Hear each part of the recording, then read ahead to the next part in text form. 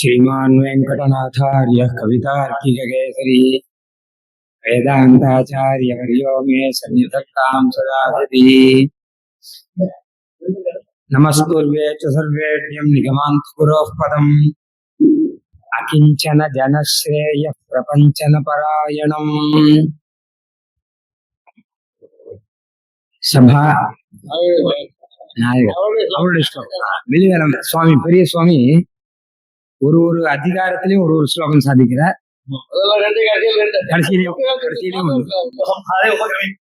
அதெல்லாம் தொகுத்து போடணும்னு என்ன அப்படின்னு ஏன்னு கேட்டா சுவாமி தேசிகன் கிட்ட இருக்கிற ஒரு பக்தி வரும். அதுல ரொம்ப ரொம்ப உருகி சாதிக்கிற மாதிரி இருக்கும் அந்த ஸ்லோகங்கள்லாம். ஒவ்வொரு அதிகாரத்திலுமே இருக்கு, முதல்லயும் இருக்கும் கடைசியிலையும் இருக்கும். ஒரு பக்தி அதிசயம் இருந்தாதான் இந்த மாதிரி கிரந்தங்களுக்கு வியாக்கியானமே பண்ண முடியும், இல்லாட்டா பண்ண முடியாது. ஒரு பாண்டித்யம் ஒரு மாதிரி இதுவும் தேவையா இருக்கு. இங்க ஸ்ரீமத் அழகியங்கள் திருவடிகளையும் இங்க சபாத்தியக்ஷர் அடியனுடைய கமையனார் சுவாமி, உத்தமூர் சுவாமி மற்றும் முன்னாடி இருக்கக்கூடிய எல்லா மகான்களுடைய திருவடிகளிலும் பிராமங்கள். அடியனுக்கு கொடுத்திருக்கிற விஷயம் ஜெயின பங்க அதிகாரம் என்பது. பரமத பங்கத்திலே எல்லா மதங்களையும் கண்டிக்கிறார். அதுல ஜெயின மதத்தை கண்டிக்கிறார் சுவாமி தேசிகன். இதுல ஒரு விஷயம் என்னன்னு கேட்டா, ஜெயின மதத்துல என்ன சொல்லி இருக்கா, கண்டிக்கும்படியாக என்ன இருக்கு அப்படிங்கிறத நமக்கு இந்த கிரந்தத்தை பார்த்தா தான் தெரியும், இல்லாட்டா நமக்கு தெரியாது.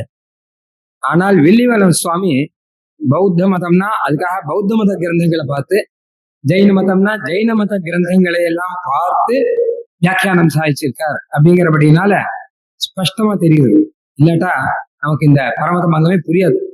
முதல்ல எப்படியானா உத்தமூர் சுவாமி சாதிச்சபடினாலதான் நியாய குசுமாஞ்சலி புரியுதுன்னுவா, இல்லாட்டா நியாய குசுமாஞ்சலி யாருக்கும் புரியாத போயிருக்கு. கிட்டத்தட்ட அந்த மாதிரி ஒரு ரீதியில இந்த கிரந்தம் இருக்கு. ஜெயின பங்கத்துக்கு முன்னாடி பௌத்த மத பங்கம் வரணும். அதாவது பாரத தேசத்துல ரெண்டு நாஸ்திக மதம், முதல்ல பௌத்த மதம், ஜெயின மதம், இது ரெண்டும் ரொம்ப பிரசித்தமா இருந்தது, எல்லாருக்கும் தெரியும். வேதத்தை எதிர்த்துண்டு வந்த மதங்கள். அந்த ரீதியில பார்த்தா பௌத்த மத நிரசனம் ஆனப்புறம் அடுத்தது ஜெயின மத பங்கம் வரணும். ஆனா சுவாமி தேசிகன் இதுல ரொம்ப சூட்சமா ஒரு காரியம் ஒண்ணு பண்ணியிருக்க. பௌத்த மத பங்கம் ஆனப்புறம் அத்வைத மத நிரசனம் பண்ணியிருக்க. ஏன்னு கேட்டா ரெண்டு பேரும் தோல் திண்டி, ரெண்டு பேரும் ஒருத்தருக்கு ஒருத்தர் ஃப்ரெண்டு மாதிரி. இப்போ அல்ல பிரச்சன்ன பௌத்தன், பௌத்த மத நிரசனம் ஆனப்புறம் பிரச்சன்ன பௌத்த பங்காதிகாரம் இருக்கு. அதுக்கப்புறம் ஜெயின பங்காதிகாரம் அப்படிங்கிறது இருக்கு. அது குறிப்பா சுவாமி தேசிகன் காண்பிக்கிறார். அத உண்மையில இவா வைதிகான்னு சொல்லிட்டு இருக்கா, பௌத்தன் ஜெயினனும் அவைதிகன், அத்வைதிகள் வைதிகான்னு சொல்லிட்டு இருக்கா. அது பின்னாடிதான் வரணும். ஆனால் யாதவ பிரகாரம் சொன்ன முறையில யூயஞ்ச பௌத்தாஸ்ட சமான சம்சதான்னு சொன்ன மாதிரி ஒரு விஷயம் நாம தெரிஞ்சுக்கணும்.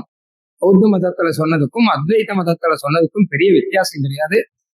வேதத்தின் பின்னாடி ஒழிஞ்சுன்னு சொல்லிட்டு இருக்கா, வேதத்துல இதுதான் சொல்லி இருக்கு அப்படின்னு சொல்லிட்டு இருக்கா, அவ்வளவுதானே தவிர விஷயம் ஒண்ணுதான் அப்படிங்கிறதுக்கா. ஏன்னு கேட்டா வேதத்தினுடைய லட்சியமே பரபிரம்மான சர்வேஸ்வரன் ஜெகத்தை சிருஷ்டிச்சு ரட்சணம் பண்றாங்கிறதுதான் வேதத்தினுடைய விஷயமே.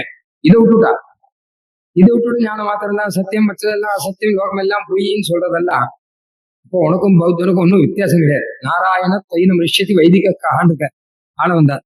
சுவாபாவிக அனவதிக அதிசய சிறுக்கும் நாராயண தொய்னம் ரிஷியத்தி வைதிக. வேதத்தை ஒத்துண்டான்னா அப்போ அவன் நாராயணன் தான் ஈஸ்வரன் அப்படிங்கிறத ஒத்துக்கணும். அதை நீ ஒத்துக்கலைன்னா நீ வைதிகன் இல்லை, ரெண்டுல ஏதாவது ஒண்ணு. நான் வைதிகன் சொல்லிட்டு ஏமாத்த அப்படின்னு ஆள வந்தார் சாதிக்கிற மாதிரி இதெல்லாம் வைதிகவாத பிரச்சனை வைதிகவாதத்துல மறைஞ்சுண்டு. அந்த ரீதியில பார்த்தோம்னா ஜெயினனை நல்லவன் அப்படின்னு சொல்லலாம். ஏன்னா ஏமாத்து வேஷங்கள்லாம் ஜெயினன் போடலையோ. அதனால சர்வர்க்கும் நல்ல பிள்ளையாக நடக்கிற ஜெயின நடனை நிரசிக்கணும் அப்படின்னு ஆரம்பிக்கிறார். நல்லவன் சொல்லக்கூடாது, ஆனா நல்லவன் வேஷம் போட முடியும் அவனால. என்னன்னு கேட்டா பிரபஞ்சமே பொய் அப்படின்னு சொல்றவா, பௌத்த மதத்திலையும் அத்வைத மதத்திலையும் இவன் அப்படி சொல்லல. அப்ப இந்த ரீதியில பார்த்தா பார்த்துட்டு இவனை பார்த்தோம்னு வச்சுக்கோங்க, நல்லவன். இப்ப யாரை பார்த்துட்டு பாக்குறோங்கிறது பெரிய புரியும். நான் ஸ்கூல்ல போய் ஜாயின் பண்ணச்ச ஹை ஸ்கூல்ல எனக்கு முன்னாடி எங்க தமையனா வேற ஒரு தமையனா படிச்சிருந்தேன். அப்போ அவருக்கு ரொம்ப கெட்ட பேர் இருந்தது. அப்ப நாங்க போனோம், நானும் கூட வேடிக்கைக்கு சொல்றேன், நிஜமா நடந்த விஷயம். ஆனா நாங்க தான் போய் அவருக்கு நல்ல பேர் வாங்கி கொடுத்தோம். எப்படி நல்ல பேர் வாங்கி கொடுத்தோங்க அப்படின்னா, இவா 2 பேரும் பார்க்க இவன் தமையன் இவ்வளவு தேவையில்லை அப்படின்னுட்டா ஸ்கூல்ல. அந்த மாதிரி நல்ல பெயர் ஜெயினனுக்கு இப்ப நல்ல பெயர்.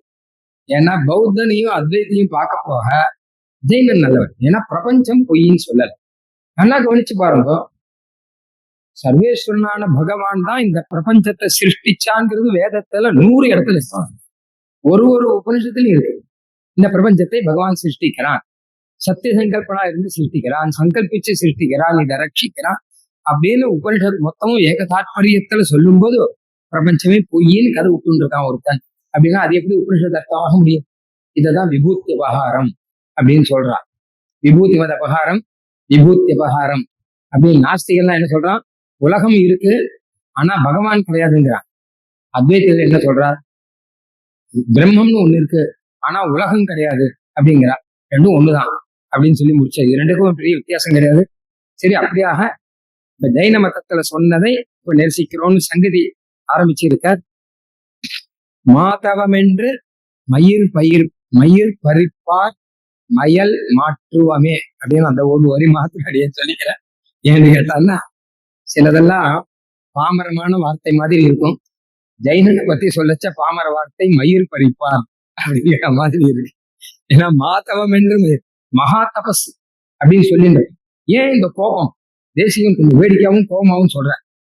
ஏன் இந்த கோபம் அப்படின்னா, இன்னைக்கும் ஜெயின மதத்துல ஒரு பிரசித்தி அஹிம்சாவாதிகள் அப்படின்னு சொல்லிட்டு மொத்தம் நல்ல அஹிம்சா 100% பியூர் அஹிம்சா ஜெயின மதத்துல தான் இருக்கு அப்படின்னு நிறைய பேர் நம்பின்னு இருக்கான்.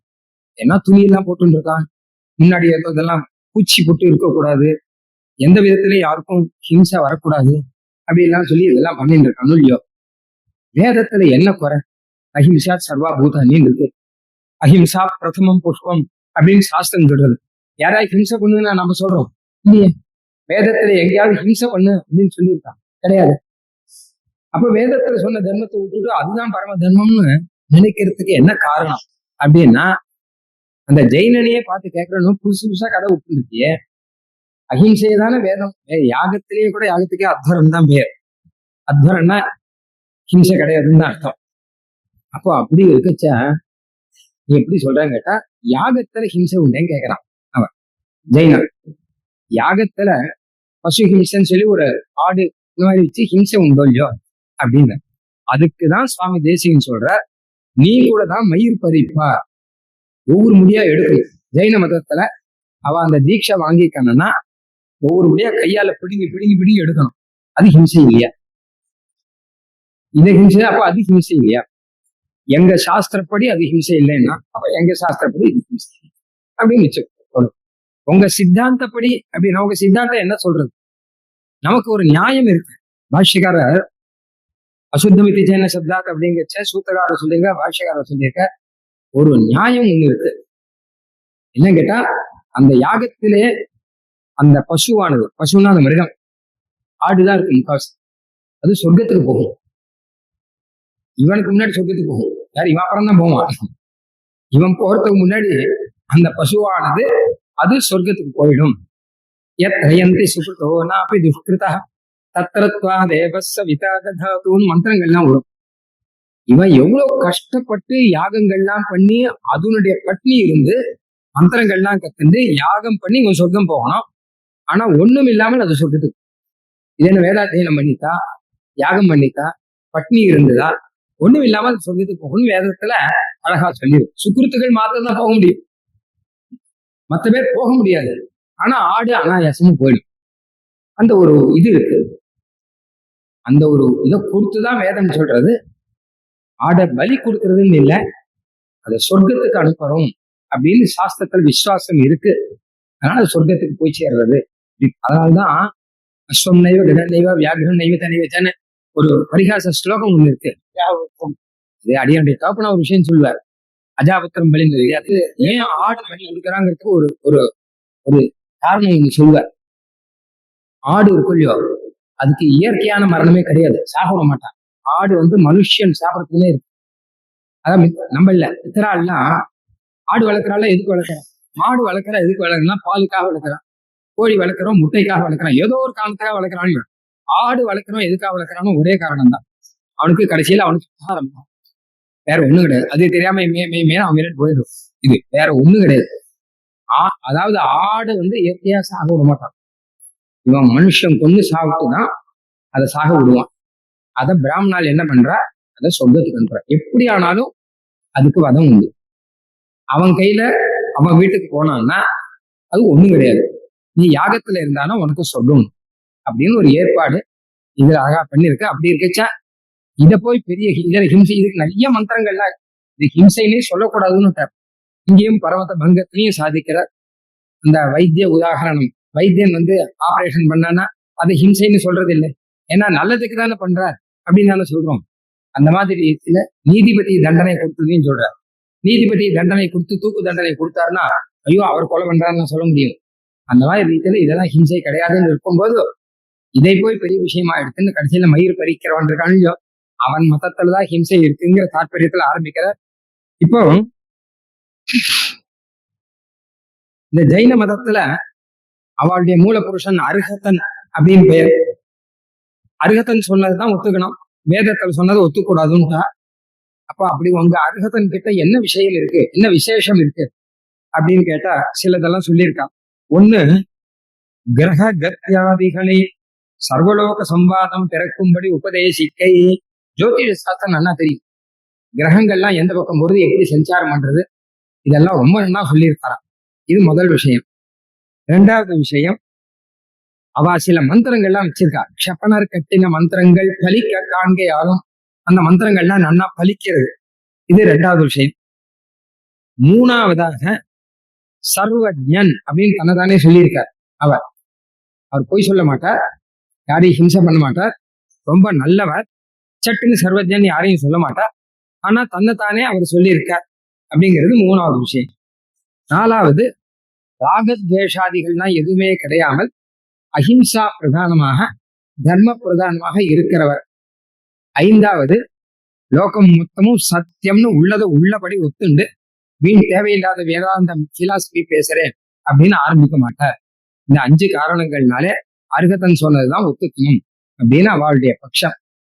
ஜெயின மதத்துல அருகத்தன் மூல புருஷர் அவர் சொன்னதை ஒத்துக்கணும்னு சுவாமி தேசியன் இந்த 5க்கும் பதில் சொல்லியிருக்கார். இப்போ முதல்ல கிரக கத்தியாதிகளை எல்லாம் சொல்றார் அப்படின்னா நாம கூட தான் சொல்ல முடியும். ஜோதிஷ சித்தாந்தத்துல பஞ்ச சித்தாந்தங்கள் இருக்கு. அதுல வைதிகால் எடுக்காத ஒரு சித்தாந்தத்தை எடுத்துட்டு அவர் சொல்ல ஆரம்பிச்சுட்டார், ரொம்ப எடுக்காதத. அப்ப புதுசா ஒண்ணு சொல்றாரு அப்படிங்கிறதுக்காக அதை எல்லாரும் நினைக்க ஆரம்பிச்சா. ஆனால் சுவாமி தேசிகன் சாதிக்கிறது என்ன கேட்டானா, பஞ்சமுகமான ஜோதிஷத்திலே ஒரு பிரக்கிரியை அவலம்பித்து கணிதாதிகள் சொன்ன இடம் அஸ்மதாதிகளுக்கும் துஷ்கரம் அன்று. ஜோதிஷாஸ்திரத்தில் கணிதம் உண்டு, வானையியல் உண்டு, கணிதம் உண்டு, கைரேகை உண்டு, எல்லாம் உண்டு, ஜோதிஷம் உண்டு, மொத்தமும் கலந்துருக்கு. இல்ல கணிதங்கள்லாம் முக்கியம், அதெல்லாம் ரொம்ப பராக்கிரமம்னு நல்லா சொல்லியிருக்கா போல இருக்கு. அதெல்லாம் அஸ்மதாதி அவா சொல்றது மாத்திரம் இல்ல, இது நாங்களும் சொல்ல முடியும், நம்மளால செய்ய முடியாது கிடையாது. சுவாமி தேசிகனே பூகோள நிர்ணயம் முதலானதெல்லாம் சாதிச்சிருக்கார் இல்லையா? அதனால அஸ்மதாதிகளுக்கும் துஷ்கரம் அன்று அப்படின்னு என்ன தாற்பயம் கேட்டா, இதெல்லாம் சொல்லிட்டு சர்வஜன் பெயர் வச்சிருக்கீங்களே, அப்போ நாங்களும் தான் சொல்றோம், எங்களை சர்வஜன் இல்லைன்னு சொல்றோம், நாங்களும் சொல்றோம் அப்படின்னு சாதிக்கிறார். சுவாமி வியாக்கியானத்துல இதுல ரொம்ப அழகா ஒரு வியாக்கியானம் சாதிச்சிருக்காரு. இதுனா நீங்க சொல்ற சர்வஜன் மாதிரி இல்லை, நாங்க சர்வஜ சிகாமணிகள் அப்படின்னு சொல்லி. ஏன்னா சுவாமி தேசிகன் அஸ்மதாதிகள் பிரிச்சு சொல்லும் போது சர்வஜன் இல்லைன்னு சொல்ற மாதிரி இருக்கு. அது வெளிவேலன் சுவாமி ஒத்துக்கு வேலை. அதுக்கப்புறம் 10 வரி எழுதிட்டு தான் அதுக்கு மேல மனசு தாங்கல, நமக்காக சொன்னார் அப்படின்னு வச்சுக்கணும். ரெண்டாவது, இது விப்ரலம்ப துவாரம். இந்த மாதிரி ஜோதிஷன் சொல்லிட்டு ஏதாவது ஒண்ணு சொன்னா வச்சுக்கோங்க, அது ஏமாத்த ஆரம்பிக்கிறான்னு அர்த்தம். அதனால உலகத்தை ஏமாத்துறதுக்காக முதல்ல இப்படி ஜோதிஷம் சொல்றேன்னு ஆரம்பிச்சு அதுக்கப்புறம் பிலாசபி சொல்றேன் அப்படின்னு சொல்லி ஆரம்பிப்பா. அதனால நல்ல வேதாந்தம் தெரிஞ்சுக்கணும்னு வச்சுக்கோங்க. அப்போ ஜோதிஷால் கிட்ட போகக்கூடாது. அதுக்கு வேதாந்திகள் கிட்ட ஆச்சாரியால் கிட்ட தானே வரணும். அடுத்த விஷயம், மந்திரங்கள்லாம் படிக்கிறதே அப்படின்னு கேட்டா, வைதிக மந்திரங்கள்ல ஒன்னு ரெண்டு அக்ஷரங்கள்லாம் சேர்த்து போட்டு அவளே மந்திரங்களை உண்டாக்கி அந்த மந்திரங்களை கொடுப்பா. அது பலிக்கலாம். இந்த மந்திரத்துல இருக்கிற க்ஷ்மம் முதலான இதெல்லாம் பீஜங்கள் இதெல்லாம் சேர்த்தா அது சில சமயம் பலன் கொடுக்குமா இருக்கும். அதனால அந்த மாதிரி மந்திரங்கள்லாம் நாமளும் கூட கத்தலாம். நல்ல பிரமேயம் கை வந்தவர்கள் சொல்லதெல்லாம் மந்திரமாகும் அப்படின்னு சொல்லுவா. அதனால அதுவும் பெரிய விஷயம் இல்லை. சர்வஜன் அப்படின்னு அவரே சொல்லியிருக்காரு அப்படின்னா புத்தன் கூட தான் சொல்லியிருக்காரு. அந்த புத்தனுக்கு சர்வஜன் பெயர் உண்டு. சர்வஜ சுகதோ புத்தா அப்படின்னு வருது. அதனால புத்தனுக்கும் சர்வஜன் பெயர் உண்டு, இவருக்கும் சர்வஜன் பெயர் உண்டு. அப்ப தாவுபோ எது சர்வஜம் மத்திபேதத்தை நம்பவேது. ரெண்டு பேரும் சர்வஜனா இருந்தா ஆனா இவர் சொல்றது அவர் ஒத்துக்க மாட்டேங்கிறார், அவர் சொல்றது இவர் ஒத்துக்க மாட்டேங்கிறார்.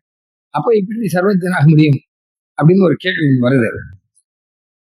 அதனால ராகத்வேஷாதிகள்லாம் கிடையாது, அஹிம்சா மாத்திரம்தான் இருக்கிறவர் அப்படின்னா அது நம்ம ஆச்சாரியால் எல்லாருக்குமே இருக்கு. அதனால இதெல்லாம் பிரயோஜனம் கிடையாது, இதெல்லாம் காரணமா சொல்லக்கூடாது. வேத பிராமணியம் ஏன் நீ ஒத்துக்கல? வேதம் நித்தியமா இருக்கு, நிர்தோஷமா இருக்கு, அனாதி நிதன அவிச்சின்ன சம்பிரதாயத்துல வந்திருக்கு. இது பிரமாணம் இல்லைன்னு சொல்றதுக்கு இந்த ஹிம்சை ஒண்ணுதான் அவன் காரணமா சொல்றான். அதற்கு சமாதானம் முன்னாடியே சொல்லிட்டார். இது ஹிம்சையே கிடையாது, இது நல்ல கதிக்கு அழைத்து கொண்டு போற அப்படின்னால வைத்தியனுடைய சிகிச்சை போல பாலால் அறுத்துச்சுடனும் பாசனம் எல்லாரும் சொல்றவங்க. பாலால் அறுத்துச்சுடனும் மருத்துவன் பால் மாலால் காதல் நோயாளன் போல் மீளா துயர்தனும் வித்துவ கோட்டமா நீ ஆளுநர்களே பார்ப்பனடியேனே அப்படின்னு வாளால் அறுத்து சுடணும்னு ஆபரேஷன்லாம் டாக்டர்லாம் பண்ணி முடிச்சு, இவனுக்கு எத்தனை கத்தியால் வச்சு ஆபரேஷன்லாம் பண்ணி முடிச்சு கடைசியில் ஆத்துக்கு போகும்போது இவன் ஒரு கேள்வி கேட்டான் டாக்டர் கிட்ட, அடுத்தது என்னைக்கு வரணும்னு கேட்கறான். இதான் மாளாத காதல் அப்படின்னு போட்டுருக்க. மாளாத காதல் டாக்டர் ரொம்ப பிடிக்கும். அவர் தான் என்ன அறுத்து சுட்டார் அப்படின்னு தோணாது, ஏன்னா நல்லதுதான் பண்றாரு அப்படின்னு. இவருக்கு ஆபரேஷன் டாக்டர் ஆபரேஷன் பண்ணி கடைசியில இவர் மாண்டாலும் மாண்டுவார், இவர் காதல் மாளாதும் அந்த அளவு இருக்கும். மாளாத காதல் நோயாளன் போல் மீளா துயர் தரும். அதனால எது செய்தாலும் நல்லதுதான் செய்யும். சாஸ்திரம்ங்கிறது ஹிதத்தை தான் உபதேசம் பண்ணும், அஹிதத்தை ஒரு நாளும் சொல்லவே சொல்லாது அப்படின்னு சொல்லியிருக்கார்.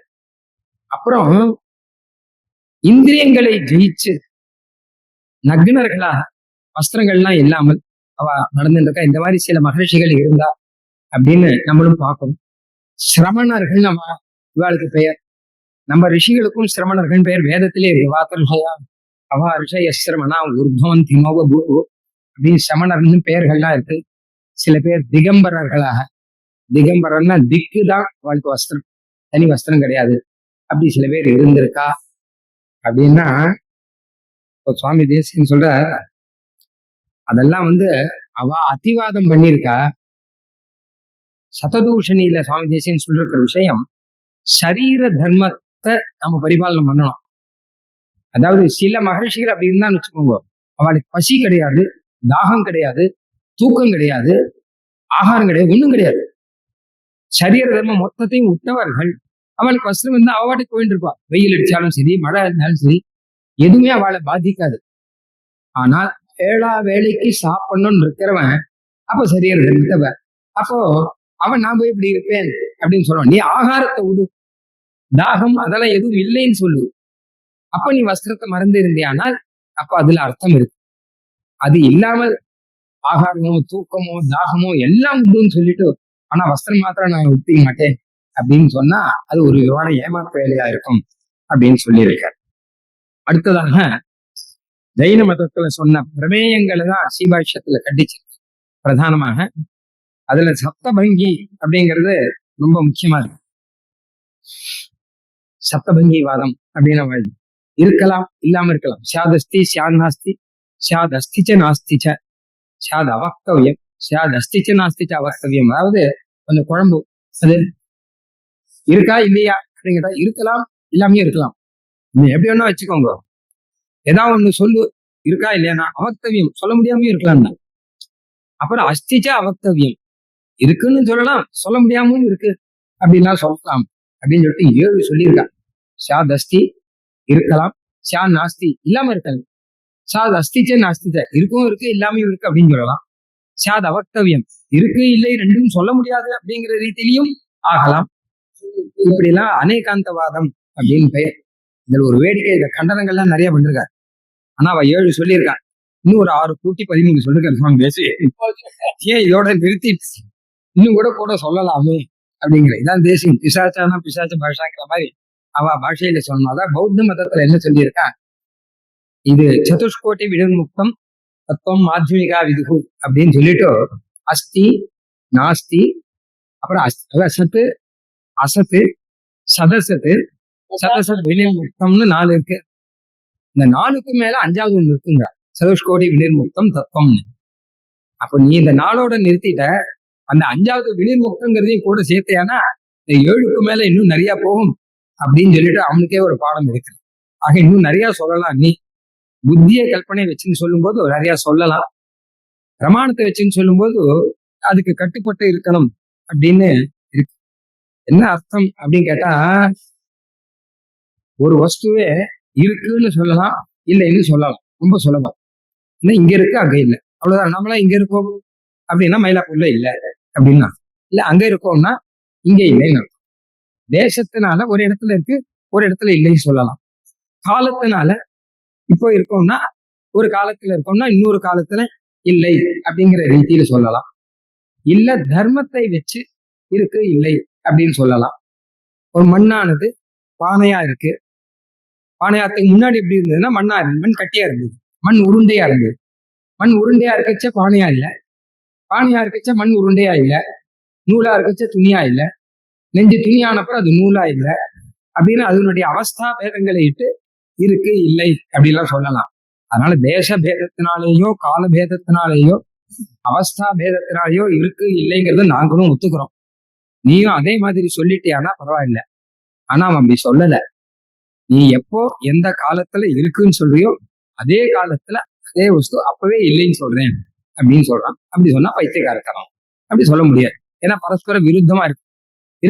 இருக்கும்போதே இந்த இடத்துல அவர் இருக்குன்னு இந்த இடத்துல இப்போ இந்த இடத்துல அடியேன் இருக்கேன்னு சொல்லும் போதே இப்ப இந்த இடத்துல நான் இல்லை அப்படின்னு சொல்ல முடியாது இல்லையா? இங்க இருக்கேன் வேற இடத்துல இல்லை அப்படின்னு வேணா சொல்லலாம். பொதுவாகவே இல்லைன்னு சொன்னாலே ஒரு இடத்துல இருக்குன்னு தான் அர்த்தம் அப்படின்னு உள்ள நிலையில் உள்ள பாட்டுல சொல்லிருக்கேன். ஒருத்தன் இல்லைன்னு சொன்னா ஏதோ ஒரு இடத்துல இருக்கான்னு தான் அர்த்தம். இல்லைன்னு எங்கேயுமே இல்லாத வஸ்துவம் இல்லைன்னு சொல்ல முடியாது. ஏதோ அங்க இருக்கு இங்க இல்லை, அன்னைக்கு இருக்கு இன்னைக்கு இல்லை அப்படின்னு தான் சொல்ல முடியாது. தவிர நிரீஸ்வரவாதத்தை ஆழ்வா நிராகர ஈஸ்வரன் இல்லைன்னு சொல்ல முடியாது. ஏன்னா இல்லைன்னு சொன்னா இந்த இடத்துல இல்லைன்னு அர்த்தம், அவ்வளவுதான். முயல் கொம்பு இல்லைன்னு சொல்லக்கூடாதுங்கிற ஸ்டேட்மெண்ட் பாருங்க. எங்காத்தில் முயல் கொம்பு இல்லை, பைத்தியகாரத்தனமான வார்த்தை. ஏன்னா எங்கேயாவது முயல் கொம்பு இருந்தாதான் எங்காத்துல முயல் கொம்பு இல்லைன்னு சொல்லணும். முயல் கொம்புன்னு ஒண்ணு கிடையவே கிடையாது இல்லையா? அப்ப எங்காத்துல முயல் கொம்பு இல்லைன்னு சொல்லக்கூடாது. என்ன எப்படி சொல்லணும்னா முயலுக்கு கொம்பு இல்லைன்னு சொல்லணும். ஏன்னா மாட்டுக்கெல்லாம் கொம்பு இருக்கு, ஆனா முயலுக்கு கொம்பு இல்லை அப்படின்னு சொல்லலாமே தவிர எங்காத்துல முயல் கொம்பு இல்லை அப்படின்னு சொன்னா அவன் பைத்தியக்காரன். யாரோ சொல்லி பாருங்களேன், எங்காத்துல முயல் கொம்பு இல்லைன்னு சொல்லி என்ன சொல்றது தெரியும் அப்படின்னு இந்த விஷயம் இருக்கு. அதனால அநேகாங்கம் ஜெகத் சர்வம் ஹேரம்ப நரசிம்ஹவத், ஜெகத் மொத்தமும் அநேகாந்தம் இருக்கு இல்லை, 2 விதமா கலந்துருக்கு எல்லாமே. உதாரணம் நரசிம்மத்து ஒண்ணு, ஹேரம்பன்னா பிள்ளையார், நரசிம்மன் தான் நம்ம பெருமாள். 2 உதாரணமா இருக்கு. நரசிம்மர் பாருங்க, சிம்மமா இருக்காரா இல்ல மனுஷனா இருக்காரா அப்படின்னு கேட்டா சிம்மமா இருக்கான்னு சொல்லலாம், சிம்மமா இல்லைன்னு சொல்லலாம், மனுஷனா இருக்கான்னு. பாகவதத்துல மிருகம் மானுஷம் எல்லாம் மிருகம் மானுஷம்ங்கிறது வராது. பாகவதத்துல அவதாரத்தை சொல்லிச்ச சத்தியம் இதாத்துல அதிர்ஷ்யத அத்தியத்புத ரூபமுத்பகன்னு ஸ்தம்பே சபாயம் மிருகம் மானுஷம். ஏன் அப்படி சொல்றாரு அப்படின்னு கேட்டான்னா அவன் வரான் அப்படி கேட்டிருக்கான், எனக்கு மிருகத்தினாலையும் வதம் கூடாது மனுஷனாலையும் வதம் கூடாதுன்னு போட்டிருக்கான். அப்ப இது மிருகமும் இல்லை மனுஷனும் இல்லை, அவன் வரம் கேட்டதுக்கு ஏற்ற மாதிரி அங்க சாதிக்கிறார். அப்ப நரசிம்மன் மாதிரி அப்ப இருக்குன்னு சொல்லலாம் இல்லைன்னு சொல்லலாம் அப்படின்னு நம்ம நரசிம்ம பெருமாளையே உதாரணமாக்கி அவன் ஒரு மதம் ஒன்று காமிக்கிறான். அநேகாந்தம் ஜெகத் சர்வம் ஹேரம்ப நரசிம்மவத்து அப்படின்னு உதாரணம் காமிச்சிருக்கான். ஆனா இந்த உதாரணம் அடியோட பொருந்தாது அப்படின்னு சொல்லியிருக்கேன். ஏன்னு கேட்டான்னா ஸ்ரீ நிருசிம்ம அவதாரத்துல எந்த அம்சத்துல அவர் நரமா இருக்காரோ அந்த அம்சத்துல மிருகம் இல்லை. மேலதான் கண்டீரமும் உபரி குண்டிதாகிறது ஆகண்டம் ஆதி புருஷம் கண்டீரவம் உபரிங்கிறது. ஆகண்டம் ஆதி புருஷம், இது வரைக்கும் ஆதி புருஷம் இருக்க. கண்டீரவம் உபரி, மேல் பாகத்துல சிம்மமா இருக்காருன்னு அதுல மாற்றுற. அப்ப இந்த பாகம் மேல் பாகம் சிரோபாகம் சிம்மமாவும் சரீர பாகம் நரமாவும் இருக்கச்ச அதுல எந்த கலப்படமும் இல்லையே இல்ல. அதனால இந்த உதாரணம் நீ சொல்ற அதே மாதிரி சொல்லிட்டா எங்களுக்கும் பிரச்சனை இல்லையே, கலப்படம் இல்லை. இந்த இடத்துல இருக்காரு அந்த இடத்துல இல்லை அப்படின்னு சொல்லிட்டா பிரச்சனை இல்லை. அதனால திருஷ்டாந்தங்கள்னா எங்க கிட்டேயே வந்து நரசிம்ம திருஷ்டாந்தத்தை சொன்னா அது பொருந்தாது அப்படின்னு சொல்லியிருக்கு. இன்னும் இந்த வாதம் நிறைய இருக்கு, அடியன் குறிச்சிடணும் 2 நிமிஷம். பிரமேய பாகத்துல நிறைய சொல்லியிருக்கான், சிவா விஷயத்துல நிறைய இருக்கு. அவ வந்து ஜீவாத்மாவை எடுத்துக்கோங்க ஒரு உதாரணம். ஜீவாத்மா ரொம்ப சூக்ஷ்மமாக சரீரத்துக்குள்ள அணுரூபமா இருக்காது அப்படின்னு சித்தாந்தம். அத்வைத மதத்திலேயோ இல்ல நியாய மதத்திலேயோ அல்ல ஜீவாத்மா விபுவா இருக்கார் அப்படின்னு எல்லா இடத்துலயும் இருக்காரு ஜீவாத்மா. அதான் நான் சொல்ற ஜீவாத்மா சரீரத்துக்குள்ள மட்டும் இல்லை, அவர் மொத்த இடத்துலயும் இருக்கார் அப்படின்னு அவெல்லாம் சொல்லியிருக்கார். இவன் என்ன பண்ணான், ஜெயினன் 2 பேரும் சரிப்படல. அதனால சரீரம் எந்த அளவு இருக்கோ அந்த அளவு ஜீவாத்மா இருக்கார் அப்படின்னு. ஒரு 5 அடி சரீரம் இருந்தா ஜீவாத்மாவும் 5 அடி இருக்கார் அப்படின்னு சொல்லணும் அப்படின்னு சொல்லியிருக்கான். ஏன்னா அதுக்கு காரணங்கள் தான் சொல்லியிருக்கான். சரீரத்தை உள்ளுக்குள்ளே கையை தொட்டா தெரியுது, காலை தொட்டா தெரியுது, எல்லா இடமும் தெரியுறது இல்லையோ. காலில் வலிக்கிறது, தலையில சுகமா இருக்கு. அப்ப எல்லா இடத்துலயும் ஆத்மா இருந்தா தானே பாதையுமே வேதனா சிரசுமே சுகம் அப்படின்னு வரும். அதனாலன்னு சொன்னார். ஆனா அதெல்லாம் தர்மபூத ஞானத்தினாலேயே எல்லாத்தையும் நிர்வாகம் பண்ண முடியும் அப்படின்னு சொல்லியிருக்கார். அதனால இதுல ஒரு பைத்தியகாரத்தனம் இருக்கு. இந்த ஜோதிஷ சாஸ்திரத்துல ஜோதிஷம் கரைச்சி குடிச்சேன்னு சொல்லிட்டு கடைசியில பூ பதனங்கள்லாம் சொல்லியிருக்காங்க, பூமி விழுந்துட்டே இருக்கு அப்படிலாம் சொல்லியிருக்காங்க. அந்த மாதிரி இதுலயும் இந்த ஜீவாத்மா இப்படி சரீர அளவு இருக்குன்னா அந்த ஜீவாத்மா அடுத்த ஜென்மத்துல யானையா பிறந்துன்னு வச்சுக்கோங்க, இப்ப ஜீவாத்மா வளரும்னு ஆகும். அப்புறம் அதுக்கு அடுத்த ஜென்மத்துல எறும்பா இருந்ததுன்னா இப்ப ஜீவாத்மா சுருங்கும் ஆயிடும். அப்போ மோட்சத்துல எப்படிப்பா இருக்கும் அப்படின்னு அடுத்து கேள்வி கேட்டார். அப்போ திணறி போயிட்டான். அப்போ மோட்சத்துல எப்படி இருக்கும்னு சொல்றதுன்னா சரீரமே இல்லையே அப்போ, அப்ப எந்த அளவு இருக்கும் அப்படின்னு சொல்றது அப்படின்னா ஒருத்தர் என்ன பண்ணா அதுலயே ஏகதேசி புட்சம், இந்த அளவுக்காக ஒரு சரீரத்தை எடுத்துக்கிறான் அப்படின்னு. ஒரு சரீரத்தை எடுத்துன்னு அந்த அளவு இருக்கா அப்படின்னா இதெல்லாம் கல்பனையினுடைய ஒரு எல்லையை தாண்டி போயின்னு இருக்கிற விஷயங்கள்.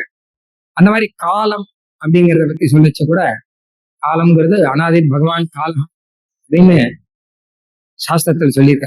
அதை விட்டுட்டு இப்ப காலங்கள் பரமாணு ரூபமாக எல்லா பதார்த்தங்களுக்கும் விசேஷமா இருக்குன்னு சொல்லியிருக்கார். அதெல்லாம் சீபாஷியாதிகள்ல கண்டிச்சிருக்கார்.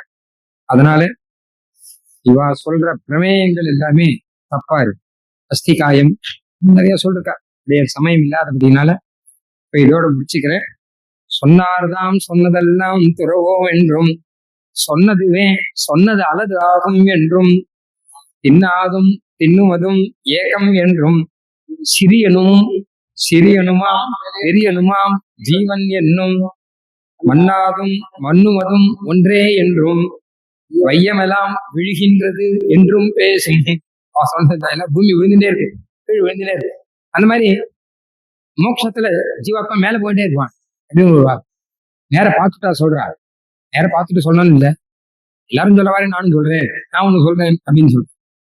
தென்னாடும் வடநாடும் சிரிக்க பேசும், எல்லாரும் பரிகாசம் பண்ணும்படியா இருக்கு. சினநெறியா சினமெல்லாம் சிதைத்திட்டோமே. ரொம்ப பெரிய அதிகாரம், நிறைய விஷயங்கள்லாம் இருக்கு. ஆனால் வசதிக்கு இவ்வளவு போரும். நமக்கு மகான்கள்லாம் அனுபவிச்சிருக்கா. அதுல ஓரளவு அடியன் விஞ்ஞாபனம் பண்ணேன். பெரிய அளவுல இதெல்லாம் தெரிஞ்சுட்டு ஒன்றும் காரியம் இல்லை இல்லையா. இப்போ காண்பரோ கேட்பரோ உதாரணம் ஆழ்வார் சொன்ன மாதிரி இந்த வேதாந்த தத்துவம் தெரிஞ்சு மேல பண்டிதாலா வரவா, அப்ப அதையெல்லாம் நிரூபணம் பண்ணணும். இல்ல மற்றவர்கள்லாம் வெறுப்போடு சமணர் முண்டர் விதியில் சாக்கியர்கள் என்பால் பொறுப்பொரிய நகல் பேச்சுங்கிற மாதிரி இதெல்லாம் விட்டுவிடணும். அதனால சுவாமி தேசியன் பரமத பங்கத்தை பரம கருணையோட அனுகிரகம் செய்து பிற்காலத்துல யார் என்ன வாதம் பண்ணாலும் இதற்கான நிரசனங்கள் இங்க இருக்குன்னு அனுகிரகம் ஐஷங்கருடையும் பெரிய சுவாமியினுடையும் அனுகிரகத்தோடையும் எல்லா மகான்களுடைய அனுகிரகத்தினாலையும் யதாவதி விஞ்ஞாபனம் பண்ணி வைதார்த்திக சிம்ஹாய கல்யாண குணசாலினே ஸ்ரீமதே வெங்கடேசாய வேதாந்த குரவே நமஹம். சுவாமிக்கு தன்யவாதம் சமர்ப்பிக்கிறோம். சமயத்தையும் காப்பாற்று விஷயத்தை ரொம்ப நல்லா எவ்வளவு சொல்லலாமா, போது குறைவா இருக்கு. அதோட புது விஷயம் சொல்றது இல்லையா, சொல்லாத செயலி அழகாரன்னா சொன்னது வச்சு அவர் எதுக்காக ஏற்படுத்தினாலும் சதசனுடைய பிரயோஜனம் சபலமா யதார்த்தமா நடந்திருக்கிறதுனால சந்தோஷிக்கிறோம். இப்படியும் மேற்கொண்டு சந்தர்ப்பத்துல சந்தர்ப்பங்கள்ல சுவாமி சீசுக்களை அனுபவிக்க முடியாகட்டும். மேற்கொண்டு தசத்தார்த்தை பற்றி அதுல இருந்து உத்தம சுவாமியுடைய திருக்குமார சாக்கியம் அதையும் அழிக்க எழுப்போம்.